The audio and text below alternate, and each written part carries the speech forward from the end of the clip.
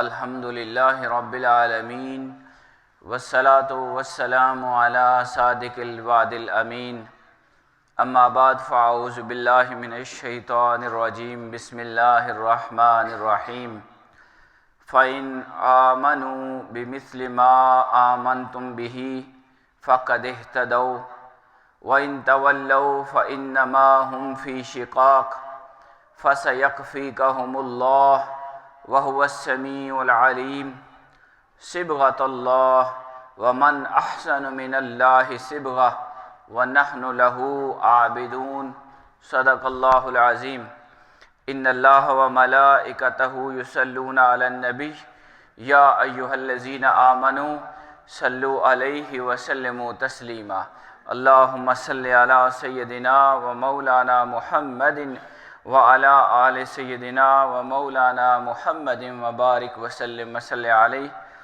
اللہم لا علم لنا الا ما علمتنا وعلمنا ما ينفعنا۔ اللہ کا فضل ہے کہ آج پھر ہم اللہ کے گھر میں جمع ہیں اور اللہ کے کلام کا مطالعہ کرنے کی ہمیں توفیق مل رہی ہے۔ آج کا موضوع سورہ بقرہ کی آیت نمبر 137 اور 138 انشاءاللہ ہوگا۔ اللہ کریم اس آیت مبارکہ میں ارشاد فرماتا ہے کہ فَإِنْ آمَنُوا بِمِثْلِ مَا آمَنْتُمْ بِهِ، پھر اگر وہ بھی اس طرح ایمان لے آئیں جیسے تم اس پر ایمان لائے ہو، فَقَدِ اهْتَدَوْا، تو پھر وہ واقعی ہدایت پا جائیں گے۔ وَإِن تَوَلَّوْا، اور اگر وہ منہ پھیر لیں، فَإِنَّمَا هُمْ فِي شِقَاقٍ، تو وہ بس محض مخالفت میں ہیں۔ فَسَيَكْفِيكَهُمُ اللَّهُ، بس اب اللہ آپ کو ان کے شر سے بچانے کے لیے کافی ہے۔ وَهُوَ السَّمِيعُ الْعَلِيمُ، اور وہ خوب سننے والا اور خوب جاننے والا ہے۔ صبغۃ اللہ، کہہ دو ہم اللہ کے رنگ میں رگے ہوئے ہیں۔ وَمَنْ أَحْسَنُ مِنَ اللَّهِ صِبْغَةً، اور اللہ سے بڑھ کر اچھا رنگ کس کا ہو سکتا ہے۔ وَنَحْنُ لَهُ عَابِدُونَ، اور ہم صرف اسی کے عبادت گزار ہیں۔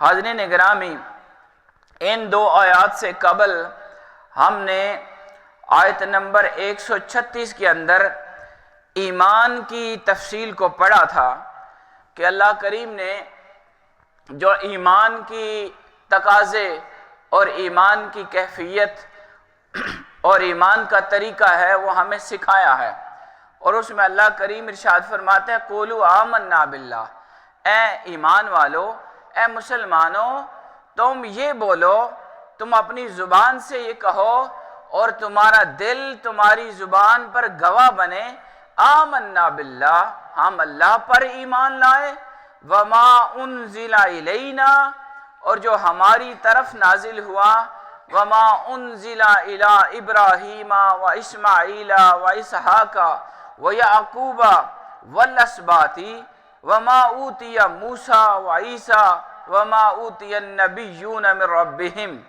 کیا کہو کہ ہم ایمان لائے اللہ پر اور جو ہماری طرف نازل ہوا یعنی قرآن مجید، اور فرمایا کہ یوں کہو وما انزل الی ابراہیم، اور جو ابراہیم کی طرف نازل ہوا اور حضرت اسماعیل کی طرف نازل ہوا، حضرت اسحاق کی طرف نازل ہوا، حضرت یعقوب علیہ السلام کی طرف نازل ہوا، والاسباط، اور ان کی اولاد کو جو عطا کیا گیا، ہم ان سب پر ایمان لاتے ہیں۔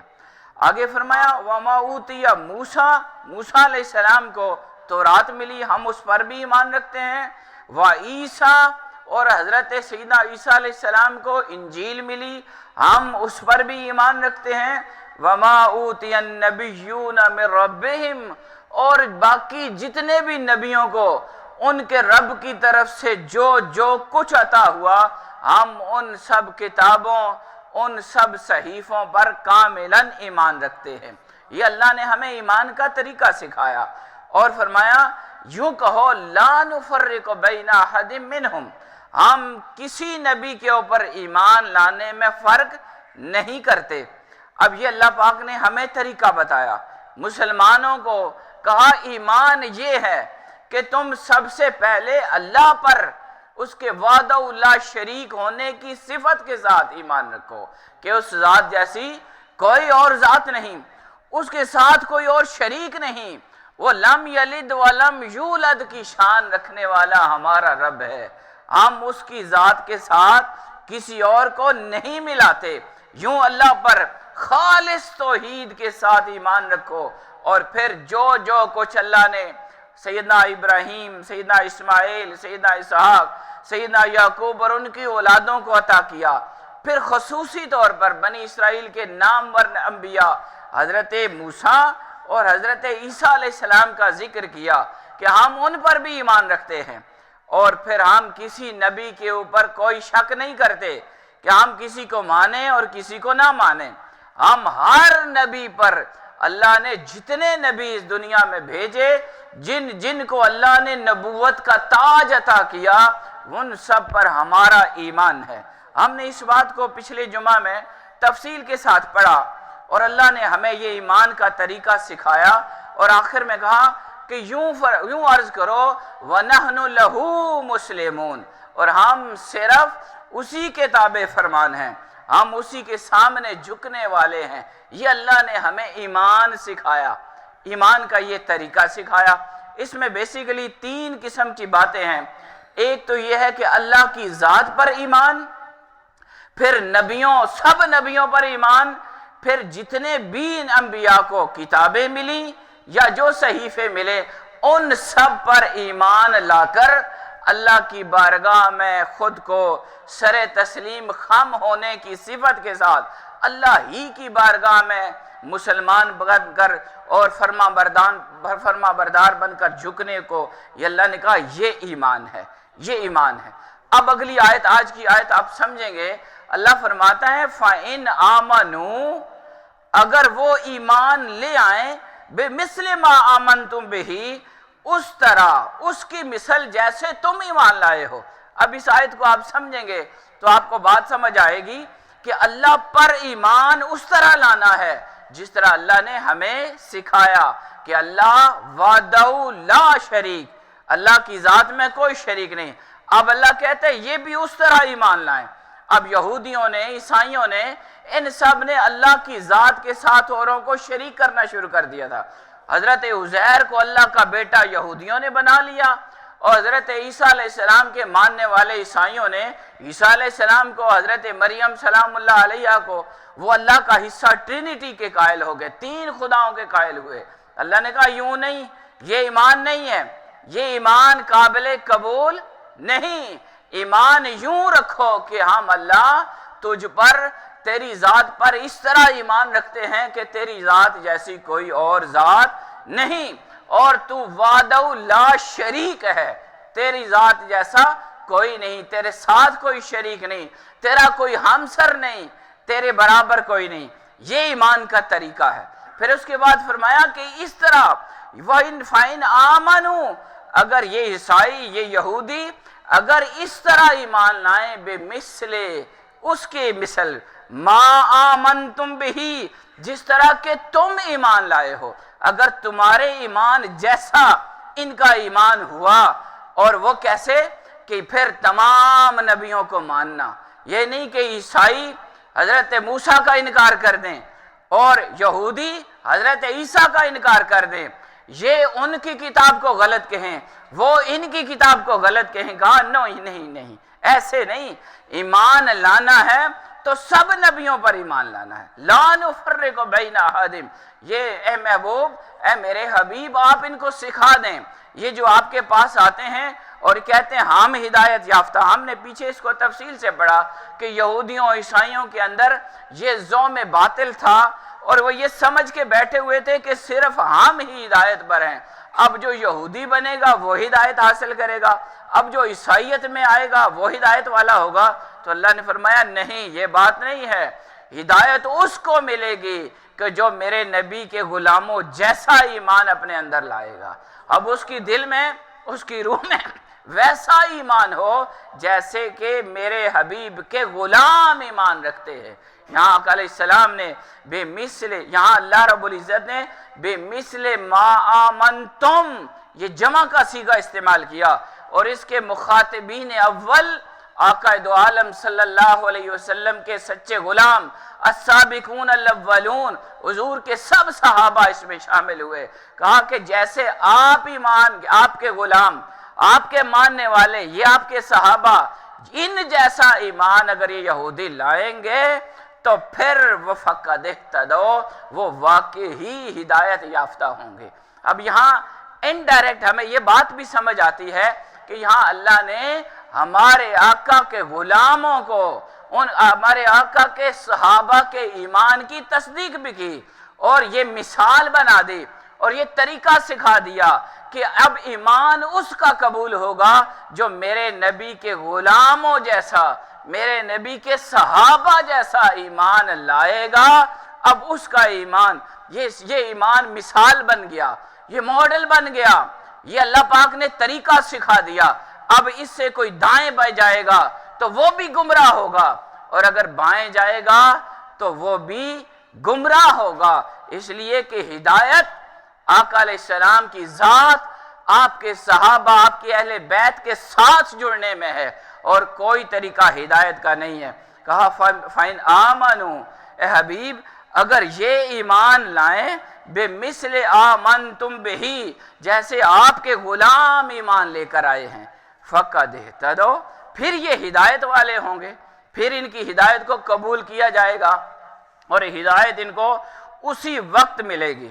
یہ میں نے بات کر دی کہ جتنے بھی اہل یہود تھے یا جتنے بھی عیسائی تھے، ان کے ایمان کے اندر یہ کمی آ گئی تھی، وہ اللہ رب العزت کی ذات پر بھی کاملاً توحید والا خالص ایمان نہیں رکھتے تھے۔ وہ اللہ کی ذات کے ساتھ اور مخلوق کو، چاہے وہ کتنی مقدس ہو، وہ اس کے نبی ہوں، اس کے ولی ہوں، اس کے کتنے ہی مقرب ہوں، وہ اللہ کی ذات کے ساتھ برابری نہیں کر سکتے۔ ہر شے، ہر ایک اللہ کا بندہ ہے، اللہ کی بارگاہ کا سوالی ہے۔ اللہ نے یہ الگ بات ہے کسی کو کیا شان عطا کی، کسی کو ولی بنایا، کسی کو نبی بنایا، کسی کو اولو العزم پیغمبر بنا کر اسے کتاب اور شریعت بھی دی، یہ ان کی شانیں ہیں، لیکن وہ اللہ کے برابر نہیں۔ اللہ نے کہا اس طرح ایمان نہیں، ایمان ایسا رکھو، اور پھر اس پر بھی ایمان یہ لائیں۔ یہ یہودی، یہ عیسائی، یہ جتنے بھی اہل کتاب ہیں، یہ قرآن پر بھی ایمان رکھے۔ اب آپ نے دیکھا، پڑھا ہے آپ نے کہ یہودی اور عیسائی جتنے بھی ہیں، ہر ایک اپنی کتاب کو مانتا ہے، دوسری کتابوں کا انکار کرتا ہے اور قرآن کا انکار کرتا ہے۔ پھر ہم نے یہ بھی پڑھا کہ یہ بعض نبیوں کو مانتے اور بعض کا انکار کرتے تھے۔ پھر یہ اللہ پاک نے ایک طریقہ سکھا دیا کہ قابل قبول اس کا ایمان ہے، ہدایت اس کو ملے گی جو میرے نبی کے طریقے، میرے نبی کے صحابہ کے طریقے پر ایمان کو قبول کرے گا۔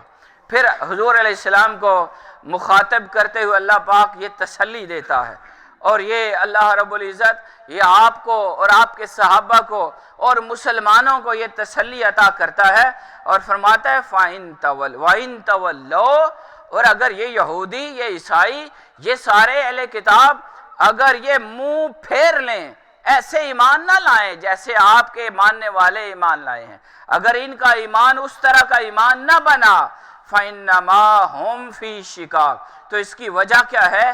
تو اس کی وجہ یہ محض مخالفت میں ہے، شقاق میں ہے، یہ دشمنی میں ہے، اور یہ عداوت کے اندر پڑے ہوئے ہیں۔ اب لفظی معنی آپ دیکھیں تاکہ آپ کو بات کلیئر ہو۔ اللہ پاک فرماتا ہے کہ یہ اہل کتاب اگر آپ کے غلاموں، آپ کے صحابہ جیسا ایمان نہ لائے تو اس کی وجہ میں بتا دیتا ہوں۔ وجہ یہ ہے کہ ان کے دل کے اندر، ان کی روح کے اندر شقاق ہے، دشمنی ہے، عداوت ہے۔ اب شقاق کا لفظی معنی بھی آپ سمجھ لیں، شقاق کا معنی ہوتا ہے ایک طرف ہونا، ایک طرف۔ اب شقاق کا معنی جب ایک طرف، یا انگریزی میں ایسے کہیں گے سائیڈ پہ، یعنی یہ سائیڈ پہ ہو جاتے ہیں۔ جیسا ایمان آپ کے صحابہ لائے ویسا ایمان لانے سے یہ پرے ہو جاتے ہیں، شقاق میں ہو جاتے ہیں، اور پرے ہونا، علیحدہ ہونا، سائیڈ پہ ہونا، اس جماعت، اس طریقے کو چھوڑنا، یہی دشمنی کی علامت ہوتی ہے۔ اگر آپ کسی کی دشمنی کو دیکھنا چاہیں تو آپ یوں بھی دیکھ سکتے ہیں کہ وہ آپ کے موقف سے، آپ کے طریقے سے، حق کے راستے سے ذرا سا علیحدہ ہو جاتا ہے۔ اب جو علیحدہ ہوا، سائیڈ پہ ہوا، تو وہ شقاق میں ہوا۔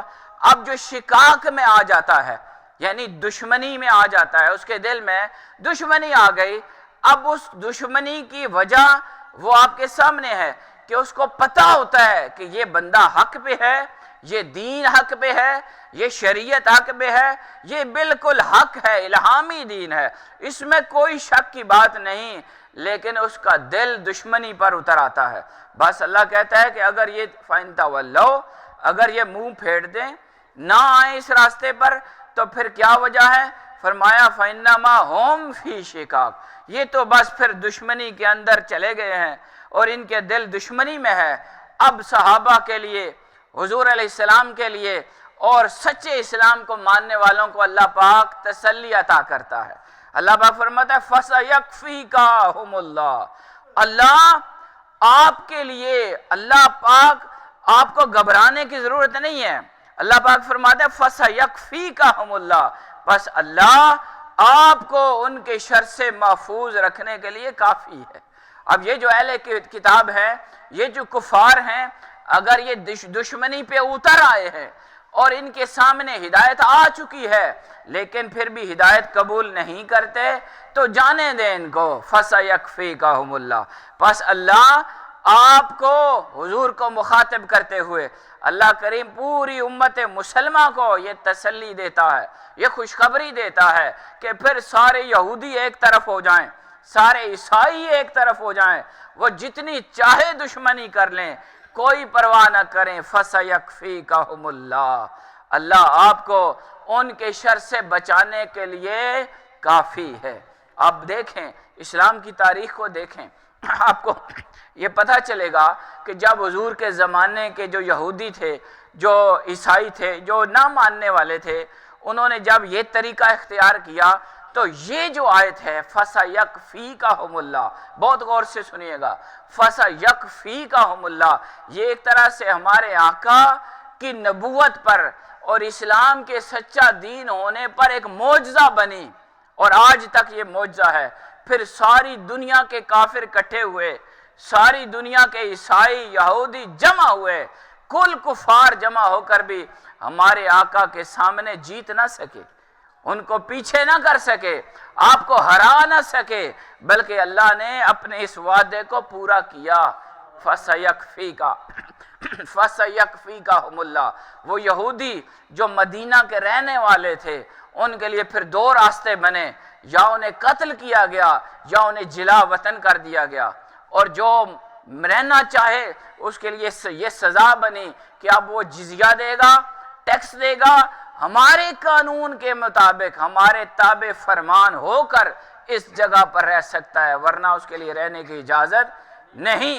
یہ اسلام کو اللہ نے طاقت عطا کی، اور اسلام کی صداقت پر، آقا کائنات کی نبوت کی صداقت پر یہ آیت، یہ بطور دلیل، بطور معجزہ بنی، اور پھر آقا علیہ السلام کی ذات کی طرف کوئی انگلی اٹھا نہ سکا۔ فَسَيَكْفِيكَهُمُ اللَّهُ، اللہ آپ کو ان کے شر سے بچانے کے لیے کافی ہے۔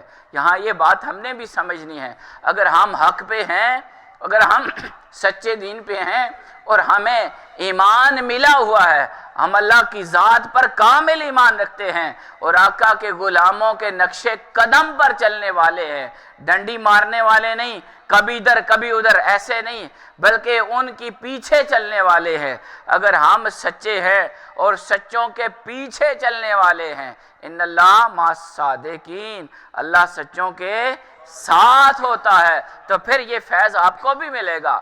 فَسَيَكْفِيكَهُمُ اللَّهُ، اللہ کافی ہو جائے گا، آپ کے دشمنوں کو آپ کو شر پہنچانے کی طاقت نہیں دے گا، اللہ ہمارے لیے کافی ہے۔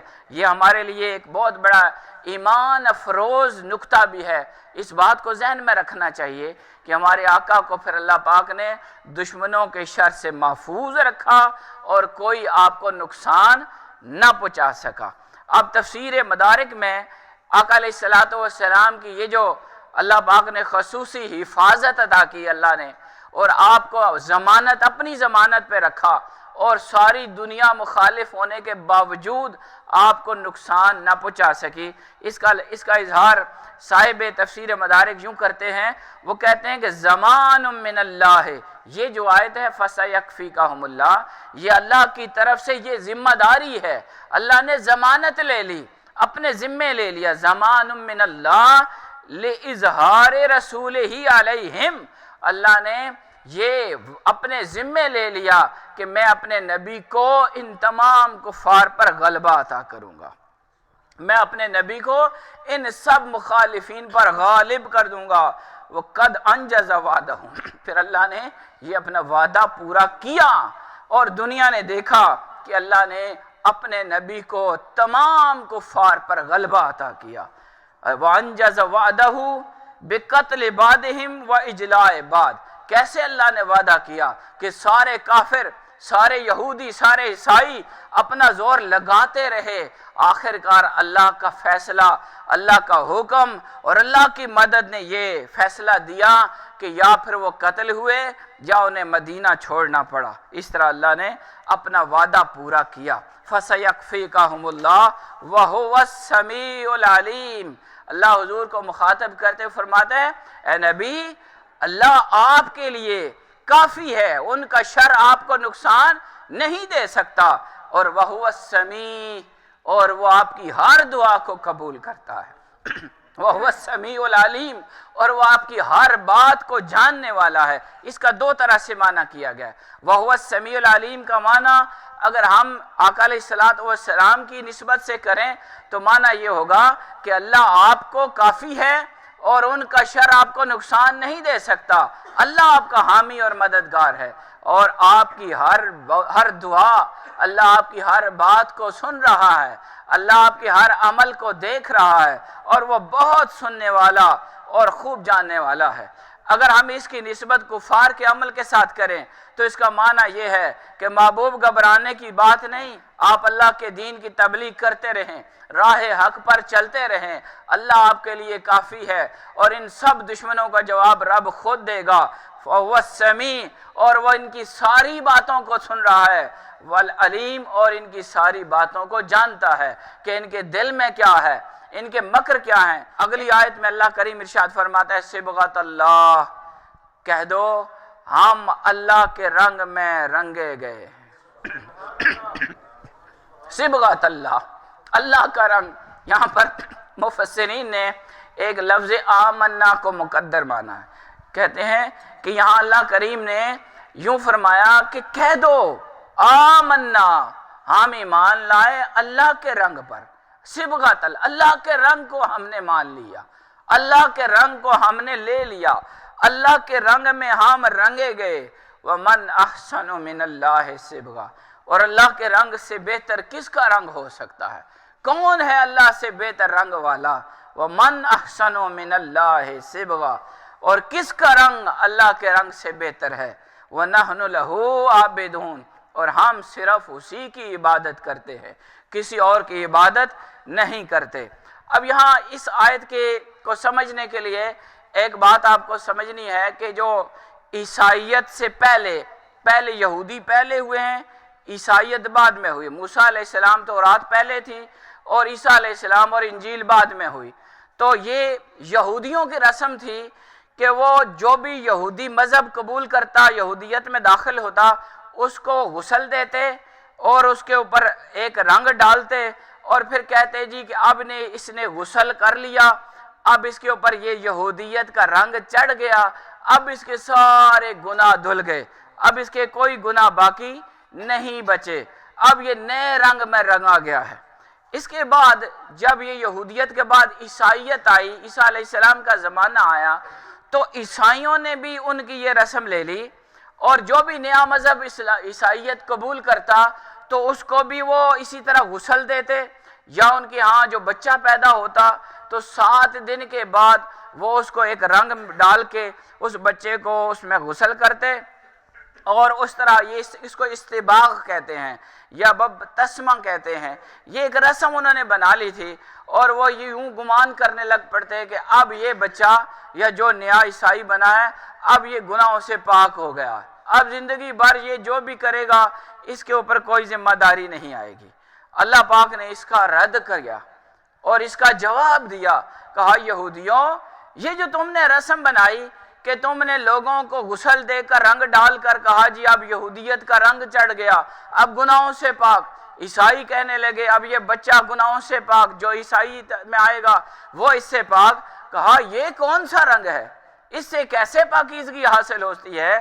اصل رنگ تو اللہ کا رنگ ہے، صبغۃ اللہ، صبغۃ اللہ، اللہ کے رنگ، اللہ کے رنگ میں رنگے جاؤ، اللہ کا رنگ قبول کر لو، صبغۃ اللہ، اللہ کا صبغہ، اللہ کا رنگ کیا ہے؟ مفسرین نے اس کی وضاحت دی اور کہا کہ اللہ کا رنگ، اللہ کی جو صبغہ ہے، اللہ کا رنگ وہ اس کی شریعت ہے، وہ اس کا دین ہے۔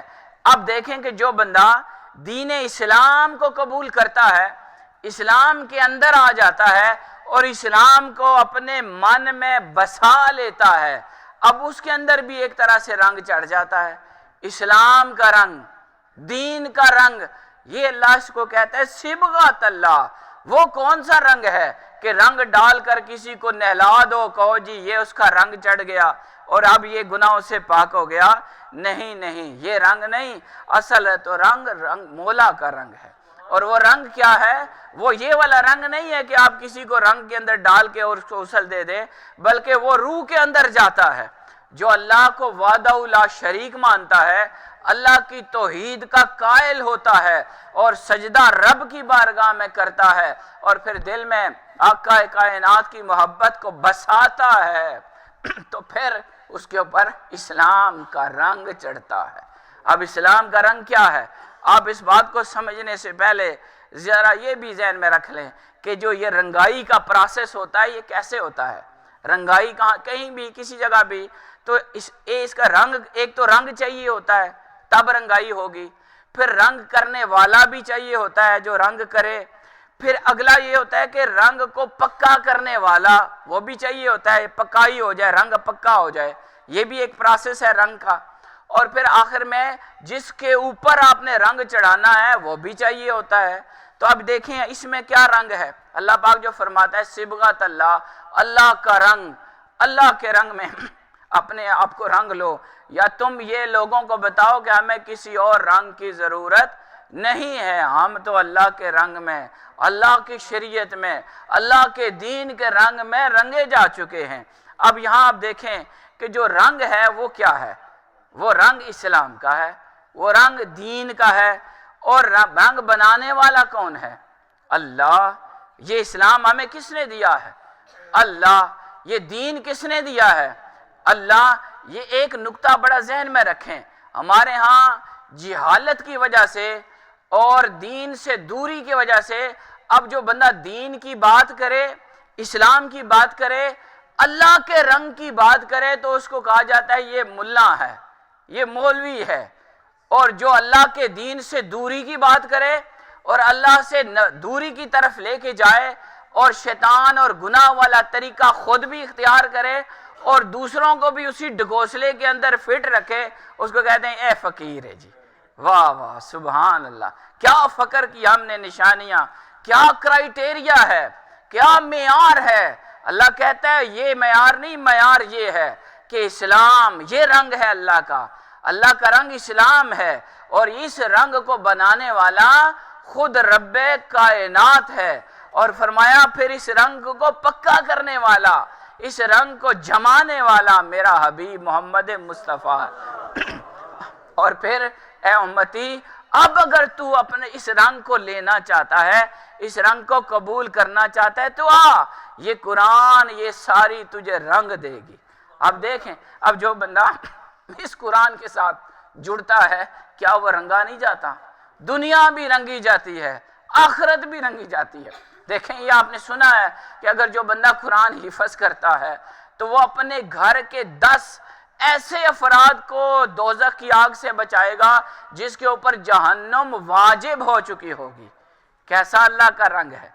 یہ رنگ ہے نا جس رنگ کا اس کو خود بھی فائدہ ہوتا ہے اور دوسروں کو بھی فائدہ دے رہا ہے، یہ اصل رنگ ہوا ہے صبغۃ اللہ، اللہ کے رنگ کے اندر رنگے جاؤ، اور پھر تم اعلان کرو کہ ہم اللہ کے رنگ میں رنگے ہوئے، اور وَمَنْ أَحْسَنُ مِنَ اللَّهِ صِبْغًا، اور کس کا رنگ اللہ کے رنگ سے بہتر ہو سکتا ہے؟ اس رنگ سے بہتر کسی کا رنگ ہے؟ آج قاری صاحب کی عزت کس وجہ سے ہے؟ اس رنگ کی وجہ سے۔ حافظ صاحب کی عزت کس وجہ سے ہے؟ اس رنگ کی وجہ سے۔ اور اسی طرح عالم کی عزت کس وجہ سے ہے؟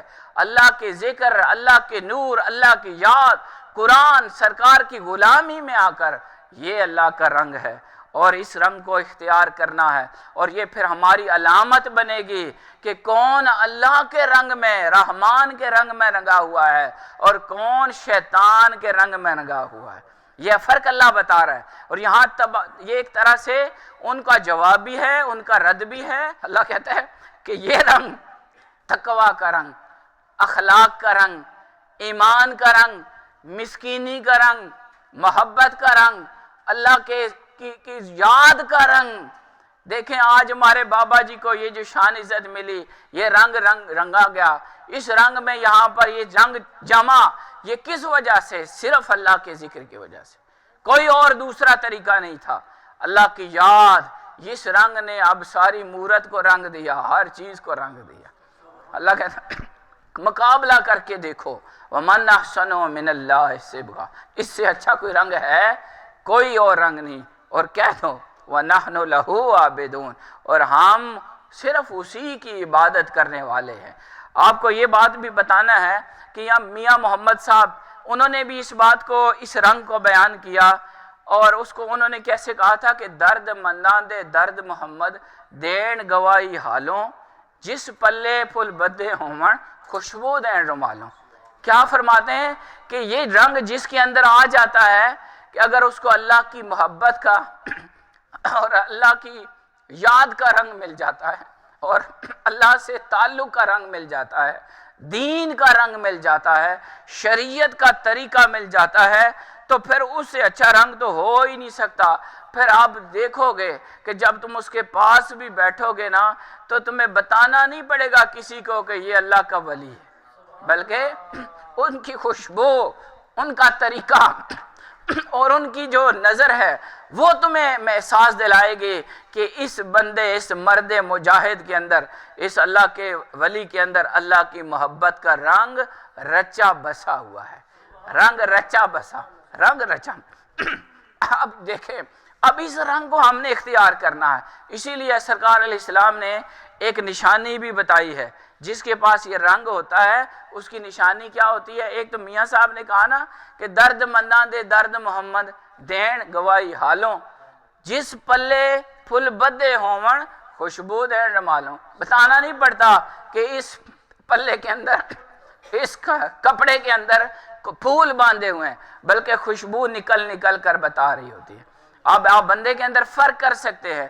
اگر کسی کے پاس آپ بیٹھیں اور وہ دنیا کی بات کرے، مال کی، جاہ کی، منصب کی، اس طرح کی باتوں میں پڑا رہے، تو یہ نشانی ہوگی کہ وہ اللہ کی محبت کے اندر رنگا ہوا نہیں ہے۔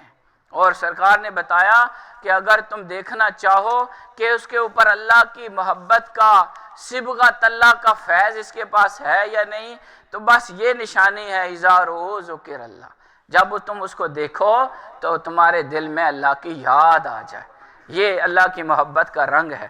تو یہاں مثنوی شریف کی ایک حکایت آپ کو بیان کر کے بات ختم کرتا ہوں۔ مولانا روم نے اس بات کو اپنے رنگ سے بیان کیا کہ ایک دفعہ جنگل کے اندر اسلام کا لشکر موجود تھا حضور علیہ السلام کے ساتھ، تو اس وقت مسلمان لشکر سے پانی ختم ہو گیا، پانی نہیں رہا، سارا لشکر پیاسا تھا۔ تو اسی دوران ایک غیر مسلم کا غلام اونٹ پہ پانی کے مشکیزیں لے کر جا رہا تھا، پانی بھر کے کہیں سے دور سے لایا۔ سرکار علیہ السلام نے فرمایا اسے روک لو، اسے روک لیا گیا۔ تو سب لوگوں نے اس سے پانی لے لیا، پانی پیا، اپنے مشکیزیں بھرے، اور سارا کچھ کرنے کے بعد سرکار علیہ السلام نے دیکھا تو آپ نے اسے اپنے سینے کے ساتھ لگا دیا، اس غلام کو، وہ جو حبشی غلام پانی بھر کے لے کے جا رہا تھا۔ آپ نے اسے اپنے سینے کے ساتھ زور سے لگایا اور کہا جا۔ آپ نے ایسے ہی کیا تو اس نے دیکھا کہ میرا پانی جو بھرا ہوا تھا وہ اسی طرح بھرا کا بھرا ہوا ہے، ایک قطرہ بھی کم نہیں ہوا، اور وہ بڑا حیران ہوا۔ اس نے جب آقا علیہ الصلوۃ والسلام کا یہ طریقہ دیکھا اور بڑا خوش ہوا اور مطمئن ہو کر چلنے لگا، تو چلتے چلتے اس کی چہرے کی جو شکل تھی وہ بدلنا شروع ہوگی، وہ کالا سیاہ حبشی وہ سفید رنگ میں بدلنا شروع ہو گیا، اور اس کی سفیدی اس قدر بڑی کہ وہ جب اپنے مالک کے پاس پہنچا تو اس نے دیکھا مالک نے کہ یہ تو ایک بندہ ہے جو پانی بھی لے آیا ہے، میرا اونٹ بھی ساتھ لے آیا ہے۔ اس نے کہا بھائی کدھر ہے میرا غلام، کہاں ہے، تم کون ہو، میرا غلام کدھر ہے؟ تو آگے سے بولا جناب میں آپ کا غلام ہوں، میں ہی وہ ہوں۔ انہوں نے کہا، مالک کہنے لگا تم کیسے میرے غلام ہو، وہ تو کالا اور حبشی تھا، تم سفید اور خوبصورت حسن و جمال لے کر یہ کیا؟ اس نے کہا میں تمہیں بتاتا ہوں۔ اس نے جو بات کی وہ کہتا ہے ہوا یہ صدر را دیدم و بدر گشتام صاحب فضل و قدر گشتام۔ وہ کہنے لگا کہ بات یہ ہے کہ میں نے نبوت کا ایک سینہ وہ اپنے ساتھ لگایا، نبی کا سینہ میرے ساتھ لگا، میں حبشی تھا، کالا تھا، تیرا غلام تھا، مجھے وہ صحبت، مجھے وہ سنگت میسر آئی ہے کہ جو نور نبوت سے بھری ہوئی ہے۔ صدر را دیدم، میں نے نبوت کے نور سے بھرا ہوا سینہ دیکھا، وہ بدر گشتام، اور پھر میں بھی 14ویں کا چاند بن گیا، صاحب فضل و قدر گشتام۔ اب میرا بھی حال یہ ہوا کہ میں بھی صاحب فضل ہو گیا، اب میرا اندھیرا، میری کالک میرا جو ہے وہ بدل گئی، اب میں حبشی نہیں رہا، میں رومی بن گیا، اب میں کالا نہیں رہا، میں حسن و جمال والا خوبصورت نوجوان بن گیا۔ تو یہ عزت مجھے نبی علیہ السلام کی بارگاہ میں صرف چند منٹ حاضری کے صدقے سے ملی ہے۔ یہ ہے صبغت اللہ، اللہ کا رنگ، اور یہی نشانی ہے اللہ کے ولیوں کی کہ جب بھی ان کی بارگاہ میں کوئی آتا ہے تو اس کو وہ نور، وہ روشنی، وہ ایمان، وہ اللہ کی محبت کا رنگ عطا کرتے ہیں۔ اسی کو اللہ پاک نے فرمایا صبغت اللہ، اللہ کا رنگ، کسی اور رنگ کی ضرورت نہیں۔ وَمَنْ أَحْسَنُ مِنَ اللَّهِ صِبْغًا، اللہ کے رنگ سے بہتر اور کون سا رنگ ہو سکتا ہے۔ یہ ایک دعوت ہے ہمارے لیے بھی کہ لوگوں اب اور کسی رنگ کی طرف جانے کے بجائے اللہ کے رنگ کی طرف آ جاؤ۔ یہی رنگ ہے جو تمہاری کالک ختم کر سکتا ہے، جو تمہارے گناہ دھو سکتا ہے، جو تمہیں اجلا اور پاک اور صاف کر سکتا ہے، اور اس سے اچھا رنگ اور کوئی دنیا و آخرت میں نہیں ہے۔ وَنَحْنُ لَهُ عَابِدُونَ، اور ہم اسی کی بارگاہ کی عبادت گزار ہیں۔ اللہ کی بارگاہ میں دعا ہے کہ مولا کریم ہمیں یہ رنگ اور اس کا فیضان عطا فرمائے، اور اس کے بدلے میں ہماری دنیا و آخرت کو اچھا فرما دے۔ وَمَا عَلَيْنَا إِلَّا الْبَلَاغُ الْمُبِينُ۔